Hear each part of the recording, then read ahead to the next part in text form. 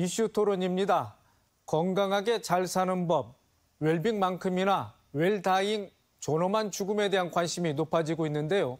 생애 막바지에서 환자 본인에게 죽음을 선택할 수 있는 권리를 부여한 연명의료 결정제도가 도입된 지 6년이 됐습니다. 사전 연명의료의향서를 등록한 사람이 도내에서 15만 명에 달하는데요. 죽음에 대한 자기 결정권이란 무엇인지 이야기 나눠보겠습니다. 세 분 모셨습니다. 이대영 예수병원 완화의료센터장, 서양열 전북특별자치도 사회서비스원 원장, 김미숙 소비자교육중앙회 전북자치도부 부회장 나오셨습니다. 안녕하십니까? 안녕하세요. 안녕하세요. 네, 김미숙 회장님, 지난 2018년에 한국의 존엄사법인 연명의료결정제도가 도입이 됐습니다. 자, 그 일환으로 사전 연명으로 의향서 등록을 하고 있는데 어떤 취지로 도입된 제도인지 먼저 설명을 들어볼까요? 네.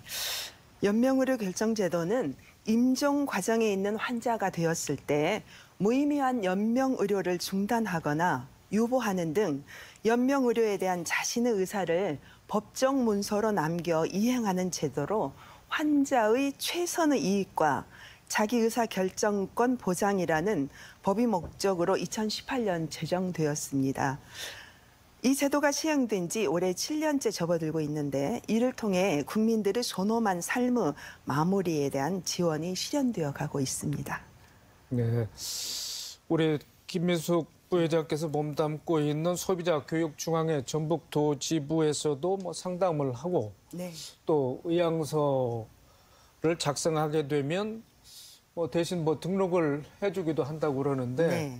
자, 상담과 또 등록 지금 어떤 방식으로 하고 있는지 좀 들어보겠습니다. 예, 사전연명의료의향서는 보건복지부가 지정한 사전연명의료의향서 등록기관에 소속된 상담사를 통해서 작성할 수 있습니다. 저희 소비자교육중앙회 전북자치도지부에서 2018년부터 등록기관으로 지정되어서 현재 7년째 제도를 운영하고 있는데요.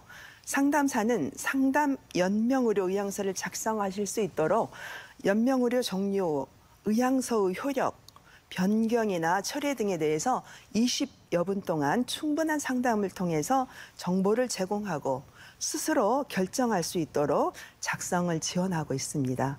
또한 거동이 불편한 어르신들 의향서 작성에 취약한 분들을 위해서 상담사를 파견하여 찾아가는 방문 상담도 지원할 수 있어 적극적으로 저희들이 접근성을 확대하고 있습니다.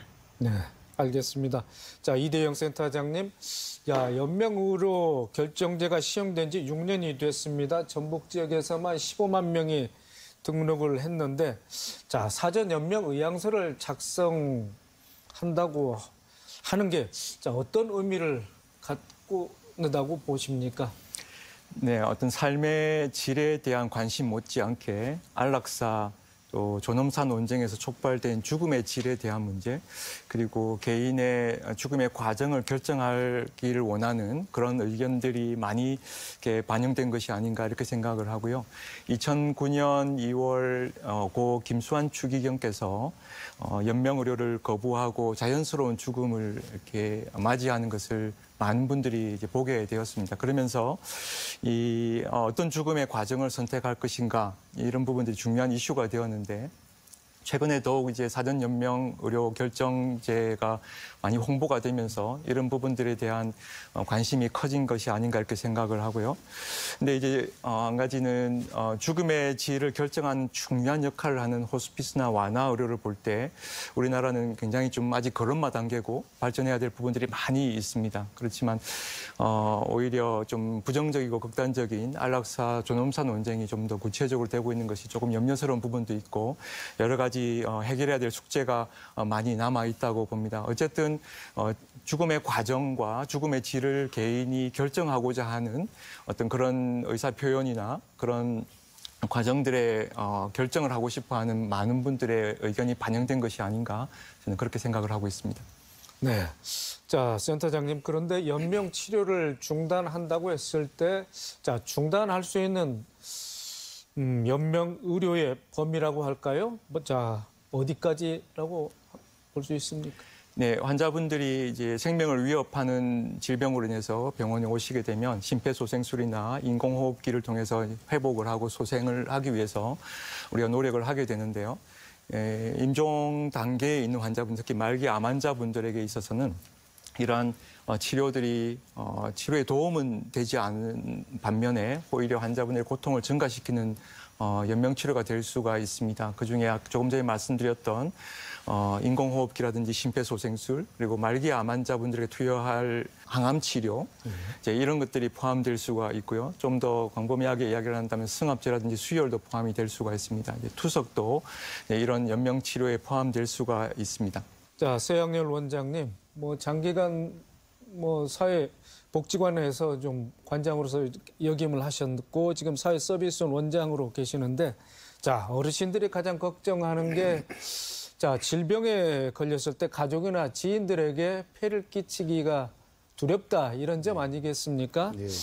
자, 그런데 지난해 사망자 10명 가운데 8명은 병원에서 임종을 맞았다고 합니다. 네. 그만큼 자, 환자 본인보다는 가족들의 의견이 많이 반영된 게 아닌가 이렇게 해석을 할 수 있고요.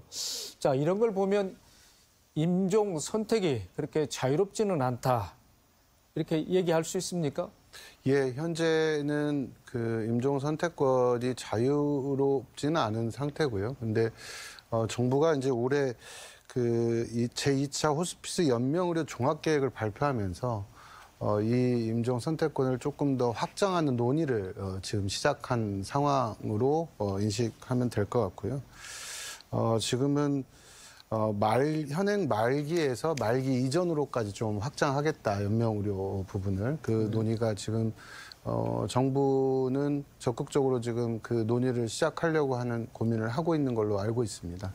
다만 이제 임종을 선택할 수 있는 부분이 우리나라의 시스템상에 병원에서 죽음을 맞이할 수밖에 없는 사회적 시스템의 결과물이다라고 저희는 볼 수 있을 것 같고요. 실제 과거에 저희는 죽음을 대부분은 가정에서 다 잘 마무리하고 보내드렸는데 지금은 가정에서의 죽음 자체를 보내드릴 수 있는 환경 자체가 되질 않습니다. 그러니까 그 부분 자체가 대부분 다 병원으로 옮겨갈 수밖에 없는 상황이 되었다라는 거고요. 그래서 좋은 죽음이라고 얘기하고 또는 존엄한 죽음이라는 표현을 많이 쓰는데 우리가 존엄한 죽음을 준비할 수 있는 사회적 문화나 시스템이 얼마나 잘 준비되어 있느냐라는 질문에는 이 임종 선택권을 포함해서 다양한 논의가 여러 측면에서 이루어져야 된다. 이렇게 지금 말씀드릴 수 있을 것 같습니다. 네. 네. 자, 김미숙 회장님, 초고령화 시대에 접어들면서 기대의 수명이 이제 높아졌지 않습니까? 자, 생을 잘 마감하는 데에도 관심이 높아지고 있는데, 흔히 이제 웰다잉이라고 합니다. 자, 국내에서도 웰다잉 논의가 지금 활발하게 진행되고 있는데, 어떻게 보고 계십니까? 네, 맞습니다. 우리 사회가 초고령 사회가 되면서 죽음에 대한 국민들의 요구가 높아가고 있습니다. 여러 정책들이 국회에서도 제정되는 걸로 알고 있는데요. 2019년부터 국회에서는 웰다잉 기본법, 또 삶의 마무리 준비 등이 발의되었고요. 연명의료 결정법은 이런 웰다잉에 대한 논의들 중에 가장 먼저 제정되어서 제도화되었는데 우리 기관에서도 2017년부터 웰다잉 지도자 교육 양성 과정을 운영해 오고 있는데 매년 성황리에 하고 있고요. 금년에도 112명이 9월 7일부터 매주 토요일 7주간 운영될 예정으로 있습니다. 네. 자, 서양열 원장님, 연명의료 결정 제도를 또 반대하는 분들은 자, 제도가 자칫 경제적인 이유라든가 자녀들의 선택권에 의해서 결정될 수 있다는 점을 우려하고 있는데 또 한쪽에서는 의료 서비스를 제대로 받지 못하는 노인들에게는 손쉬운 탈출구가 될 수 있다. 이런 우려의 목소리가 나오는 것도 사실이지 않겠습니까? 예, 매우 중요한 문제라고 봅니다. 사실은 이제 어느 부분에서 표현하는 죽음의 계급화를 논할 정도로 실제 이 연명의료와 관련된 문제에서는 실제 지나친 의료비라든지 그리고 장기간 치료를 할 수 없는 분들 같은 경우는 빠른 선택을 할 수밖에 없는 그 위험에 빠질 수 있다라고 하는 거를 얘기하고 있고요. 저희가 그거를 논하면서 가장 중요한 건 저소득 취약계층이나 이런 분들이 이런 상황에 직면했을 때 얼마나 사회적인 시스템이 많이 지지하고 지원할 수 있는 체계가 있는가라고 하는 질문을 좀 할 필요가 있는데 저희는 이 그 장기간 의료적인 도움을 받아야 될 때는 거의 감당할 수 있는 가족들이 거의 없는 상황이거든요. 그래서 이거는 국가의 제도적 시스템이라든지 우리 사회가 전체적으로 보완하면서 가야 될 시스템이다. 단 먼저 연명의료 제도를 급격하게 발전시키는 논의보다는 사실은 존엄한 죽음을 준비할 수 있는 사회적 준비와 시스템을 얼마나 우리가 잘 만들어가고 있느냐라는 질문을 우선 해야 되고요. 저희가 가까운 일본에서 되게 여러 가지 활동들이 있는데 죽음을 준비하는 종활활동, 그다음에 사전 장례식, 그리고 죽음 준비 카페, 데스 카페라는 것도 생겨가지고 운영하고 있고요.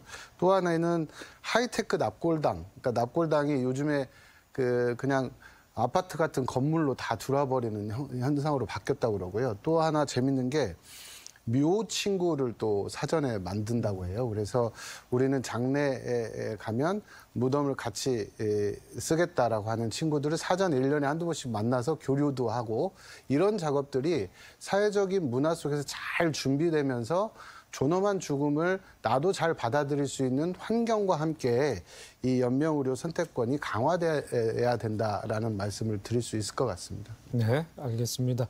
자, 이대영 센터장님, 자 현재 외과 전문의이시면서 완화 의료 센터장을 맡고 계십니다. 호스피스 완화 의료에 관심을 갖게 된 이유가 무엇인지부터 한번 여쭤보겠습니다. 네, 외과 전문의로서 가장 큰 보람은 이렇게 생명을 위협받는 환자분들이 병원에 오셔서 적절한 치료나 수술을 통해서 회복되어서 퇴원하게 될 때 가장 큰 즐거움을 이렇게 누리게 되는 것 같습니다. 그렇지만 이제 암 환자분들을 병원에서 많이 보면서 수술이라든지 항암 치료, 방사선 치료를 받았음에도 불구하고 재발이 된다든지 아니면 그것이 이제 말기 상태로 계속 진행이 돼서 그것으로 임종하게 되는 환자분들도 만나게 됩니다. 근데 일반적으로 수술이나 항암 치료, 방사선 치료를 하는 이런 방향과 말기 암 환자분들이 겪는 어려움에 대한 돌봄에 대한 문제는 완전히 다르게 접근을 해야 되기 때문에 사실 이런 환자분들 병원에 만나면서 어떤 한계를 많이 좀 경험을 하게 됐고 그 부분에 대해서 좀 더 많이 준비하고 또 연구를 해야 이런 분들을 좀 더 효과적으로 또 좀 적절하게 도울 수 있겠다라는 생각들을 하게 되었습니다. 그래서 좀 관심을 가지게 되었고 이렇게 환자분들뿐만 아니라 이 환자분들을 돌보는 가족까지도 생각을 해야 되는 어떤 전인적인 치료, 총체적인 치료가 필요하기 때문에 이런 호스피스 완화 의료가 이런 말기 암 환자분들에게는 굉장히 중요한 치료라는 생각을 하게 되었고 좀 관심을 가지고 지금 환자분들을 돌보고 있습니다. 네. 자, 그렇다면 완화 의료에서 주 내용은 무엇입니까?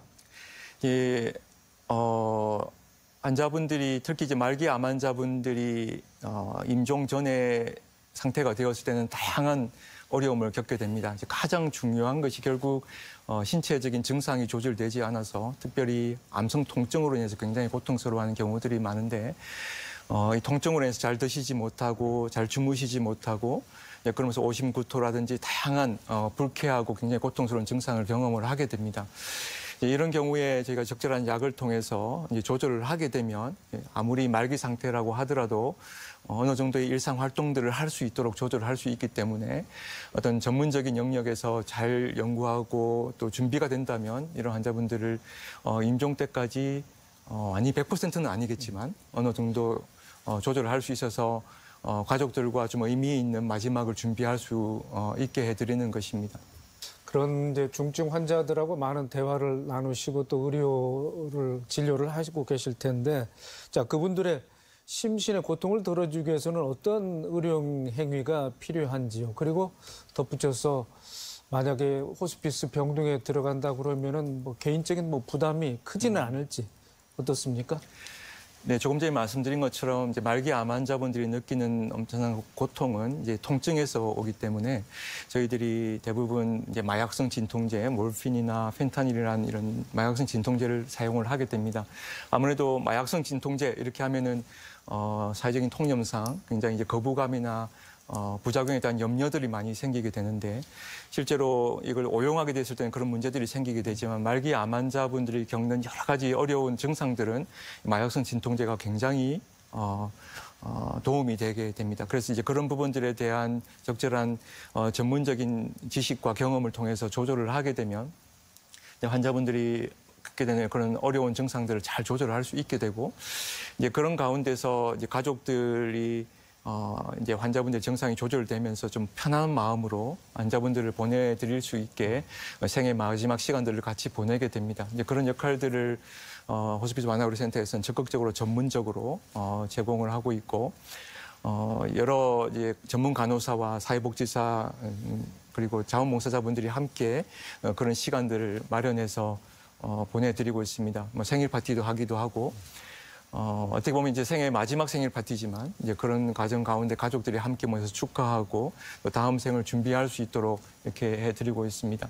특별히 학생들도 간호 학생들도 저희 이제 실습을 하러 나오는데 제가 마지막 시간에 이제 질문을 합니다. 어떤 생각들이 바뀌었냐 이렇게 물어보는 경우가 있는데 호스피스 이러면 아무래도 마지막 시간이기 때문에 굉장히 음침하고 고통스럽고 막 환자분들이 힘들어하면서 이렇게 소리를 지르고 막 이런 것들이 일상이 된 것 같이 생각을 하고 왔는데 실제로 와서 보면 환자분들이 산책도 하고 가족들과 여러 가지 시간을 보내고 음악 치료라든지 여러 가지 요법 치료를 통해서 의미 있는 시간들을 정리하는 것들을 보면서 간호학생들이 호스피스 완화율에 대해서 정말 다르게 생각하게 되었다. 이게 아주 환자분들에게 정말 좋은 기억들을 드리고 이 편안한 가운데서 환자분들 생애 마지막을 보내게 되는 가족들에게는 오히려 환자분을 편하게 보내드렸다는 그런 안심한 감정 상태로 또 나머지 생들도 살아가야 되는 상황이기 때문에 이제 그런 부분들이 굉장히 좀 의미 있는 의료적인 행위들이 아닌가 이렇게 생각을 합니다. 그리고 호스피스는 국가에서 한계가 있지만 그래도 많이 지원을 해 주시고 있습니다. 그래서 환자 부담이 이제 생각하는 것보다는 굉장히 저렴합니다. 다른 일반 병실에 입원하는 것보다 훨씬 더 저렴한 비용으로 입원을 할 수가 있고 60일로 국가에서 제한을 해놓았지만 그 기간 동안에는 여러 가지 국가에서 지원해 주시는 지원금으로 이렇게 적절한 치료와 전문적인 도움을 받을 수 있기 때문에 너무 부담 느끼지 말고 이 부분에 적극적으로 상담을 요청하면 저희가 자세하게 설명을 해드리도 있습니다. 네, 알겠습니다. 자, 김미숙 회장님.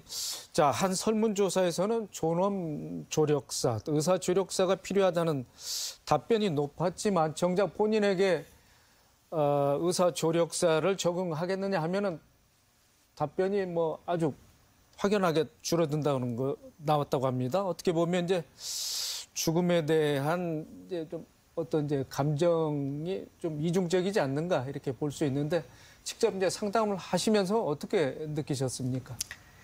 저도 아버지가 중환자실에 계시면서 그 연명 의료를 하시는데 아버지에게 도움이 하나도 안 된다는 걸 너무나 고통스럽게 계시다가 가셨다는 걸 몸소 느꼈기 때문에 정말 어떻게 도와드리지 못한 게 참 안타깝습니다. 그런데 지금 요양서를 쓰고 극심한 통증 때문에 고통받고 있는 분들이 간혹 저희한테 이런 의사 조력사를 어떻게 하면은 할 수 있느냐고 문의를 하시는 분들도 있습니다. 마음으로는 참 안타깝습니다. 하지만 제도 취지와 삶의 마무리에 대한 상담을 하다 보면 이런 인위적인 마무리보다는 스스로 자신의 연명 의료에 대한 결정을 미리 준비하면서 삶을 더 잘 살아보겠다고 하는 의지를 꿈꾸는 사람들도 많이 봅니다. 그래서 의향서가 종이 한 장이지만 존엄한 삶을 마무리하고 가족들과 함께 공유하면서 현재의 삶을 더 잘 살기 위해서 이게 만들어졌다는 인식이 확산되고 있어서 다행이라고 생각을 합니다. 네. 자, 서양렬 원장님도 우리 김 회장님 말씀에 뭐 동의를 하십니까? 어떻습니까? 자, 호스피스 의료 행위에 대한 것, 또 죽음에 대한 인식이 뭐 과거와는 좀 많이 달라진 것은 뭐 사실이지 않겠습니까? 예, 뭐 인식이 달라진 거는 어느 정도 받아들일 수도 있는데요. 그런데 그 근거를 좀 볼 필요가 있다고 생각해요. 왜냐하면 저희는 갈수록 늘어나는 돌봄 시스템의 붕괴가 그 작용을 하고 있다고 보거든요. 사실 가정 내에서 잘 돌볼 수 있고 가정 내에서 임종을 잘 마주할 수 있는 시스템이 사회적으로 잘 준비가 돼 있다면 전혀 이런 부분이 늘어나지는 않을 거라고 보거든요. 그래서 근데 실제 우리가 이 돌봄 시스템의 붕괴는 지나친 의료비 문제, 이거를 개인이 온전히 감당해야 되는 간병비의 문제 등의 굉장히 돌봄 파산, 간병 파산을 얘기할 정도로 심각한 문제이기 때문에 보통의 어르신들이나 질병이나 이런 말기 환자가 되면 가족들을 위해서도 내가 그냥 이 부분은 포기하겠다 이런 마음들을 많이 먹게 되는 사회적인 분위기가 있다고 보고요. 또 하나는 우리나라 어르신들의 특성을 좀 자세히 봐야 되는데 우리나라 어르신들은 일정한 시기가 지나면 모든 재산을 자녀에게 이전하게 되고 또 자기가 살아왔던 노후를 잘 즐기려고 하는 것보다는 가족들이 잘 즐겨야 된다는 책임감을 굉장히 여전히 많이 갖고 계시는 특성을 보여요. 그런데 그런 측면에 놓고 볼 때 OECD 국가 중에 노인 자살률 1위라는 오명을 갖고 있는 특성을 저희가 간과해서는 안 된다고 보거든요. 그러니까 왜 그런가라고 하는 거를 조금 더 깊이 봐야 됩니다. 그냥 단순히 80%가 넘어서 죽음도 결정할 수 있는 의견이 늘었다 이런 걸로만 봐서는 위험하다라는 말씀을 드리고 싶고요. 그래서 사실은 이런 부분들이 이 시스템의 붕괴를 어떻게 조금 더 회복시킬 거냐. 이제 과거에 호스피스 병동에서 의사 선생님들이 줄을 하긴 하지만 사회복지사들이나 이런 팀들이 같이 하면서 뭔가 가족의 돌봄을 경감하고 할 수 있는 시스템이 상당히 많았었는데 최근 들은 더 줄어드는 느낌이거든요. 그래서 이런 부분들을 어떻게 보완할 거냐. 그래서 우리 사회가 함께 존엄한 죽음과 이 죽음을 어떻게 준비할 거냐의 문제는 굉장히 많은 논의가 필요한 부분이다 이렇게 말씀드릴 수 있을 것 같습니다. 네, 서 원장께서 말씀하신 대로 간병이나 돌봄과 관련한 이제 공적 지원이 충분치 못하기 때문에 존엄한 죽음도 좀 우리가 기대하는 그 수준이 안 되는 것 같다 그러는데 그 공적 지원이란 부분은 어떻게 시간이 갈수록 그렇게 나아지지 않습니까? 왜 그렇다고 보십니까? 되게 어려운 문제인데요. 사실은 저희 오래전부터 이 돌봄 문제나 사실 이 부분을 예산 확대라는 걸 요구하고 있는데 아직도 우리나라는 이 돌봄이나 호스피스 문제는 사회가 감당해야 될 책임으로 인식하지는 않는 것 같습니다. 그냥 개인이 감당해야 될 문제로 바라보기 때문에 우선적으로 고민해야 될 건 이거를 우리가 함께 고민해야 될 과제다라고 인식하는 거에서부터 시작해야 되고요. 그러다 보면 모든 분야가 예산을 늘리는 것 또 여러 활동을 하는 과정으로 가야 되는데 사실 병원에서도 호스피스 병동을 유지하는 게 병원의 살림에 대해 도움이 별로 되지 않는다는 얘기도 많이 있거든요. 그래서 이런 부분을 좀 넘어서서 좋은 마무리를 할 수 있는 사회적인 준비를 우리가 같이 조금 더 적극적으로 해야 된다라는 게 지금 저희의 숙제입니다. 네, 알겠습니다. 자, 이대영 센터장님. 자, 우리나라에서처럼 연명 의료를 중단하는 정도의 소극적인 존엄사라고 할까요? 이런 게 있지만은 외국에서는 적극적인 존엄사가 있다고 그러는데 실태를 좀 말씀해 주실까요? 네, 전 세계적으로 최초로 존엄사 또 적극적으로 이제 안락사를 합법화한 나라는 네덜란드입니다. 그래서 2002년부터 실시를 하고 있는데 현재 어떤 보고에 의하면 전 국민의 한 4% 정도 되는 상당히 꽤 많은 환자분들이 이제 이런 안락사로 생명을 마감한다고 보고가 되고 있습니다. 그렇지만 이제 벨기에, 스페인 이런 나라들은 허용을 하고 있지만 영국, 이탈리아 나라들은 여전히 금지를 하고 있습니다.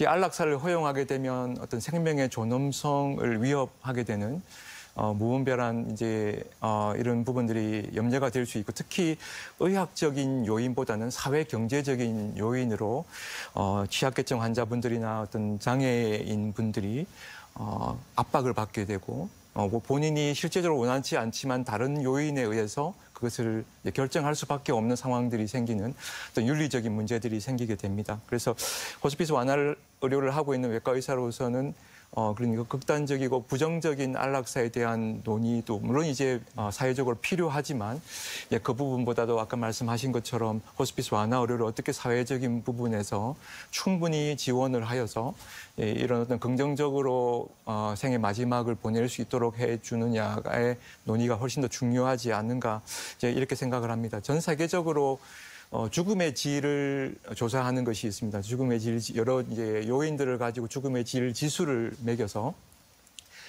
그것에 따라서 죽음의 질이 좋은 나라들의 순위를 매기는데 부동의 1위가 영국입니다. 2위가 호주, 3위가 뉴질랜드인데 이런 나라들은 호스피스 완화 의료가 굉장히 체계적으로 의학적으로나 사회적으로 마련되어 있는 나라들입니다. 그래서 이제 이런 호스피스 완화 의료가 잘 발달되어 있는 나라들을 조금 더 우리가 배워서 그런 부분들이 어떻게 하면 좀 더 긍정적으로 사회에서 생의 마지막 시간들을 보낼 수 있도록 돕느냐 이런 논의들이 더 필요하다고 생각을 합니다. 네, 그렇군요. 자, 서양렬 원장님, 그 이대영 센터장께서 말씀하신 대로 의사 조력사라든지 조력 존엄사를 허용하는 외국의 뭐 사례가 있는데, 자, 우리나라에서도 조력 존엄사법이 지금 뭐 발의됐죠? 예. 매우 좀 논쟁적인 요소라고 현장에서는 의견들이 나오고 있고요. 심지어는 조력 존엄사가 아니라 조력 자살 방조사다 이런 표현까지 할 정도로 상당한 논쟁이 되는 법안인데요. 좀 전에 말씀드린 것처럼 사실은 이 부분은 정말 위험합니다. 매우 세심해야 될 문제라고 보거든요. 근데 우리나라의 분위기나 문화에서 실제 가족이 그 연명 의료를 결정할 수 있는 사회적 시스템이 또 여러 측면에서 개인보다 높게 나타나거든요. 이런 상황을 고려한다고 보면 이 부분이 윤리적 문제와 충돌될 수 있는 매우 위험성이 있고요. 특히 의사분들도 또 전문 의사분들도 이 문제에 매우 위험한 노출을 많이 당할 수 있기 때문에 이 문제는 충분한 논의 속에서 서서히 가야 되는 문제라고 보고요. 특히나 지속적으로 얘기되고 있는 취약계층의 문제는 이 문제와 연관돼서 매우 위험하게 노출될 가능성이 있기 때문에 특히 이 부분의 접근은 매우 신중해야 된다라고 말씀드릴 수 있을 것 같습니다. 네, 알겠습니다. 자, 김미숙 회장님, 사전 연명의료 의향서를 작성했다가 뭐 나중에 좀 마음이 변해서 또 뭐 철회를 하는 경우도 있을 것 같은데 네. 뭐 일선에서는 어떻습니까? 네. 등록을 하는데 의향서는 연명의료 정보 시스템에 등록과 동시에 효력이 발생을 합니다. 그런데 이 시스템은 보건복지부와 국립연명의료관리기관에서 관리를 하고 있습니다. 의향서를 쓴 이후에 의사가 바뀌는 이런 상황들이 종종 있습니다. 이 철회는 방문 철회가 있고요.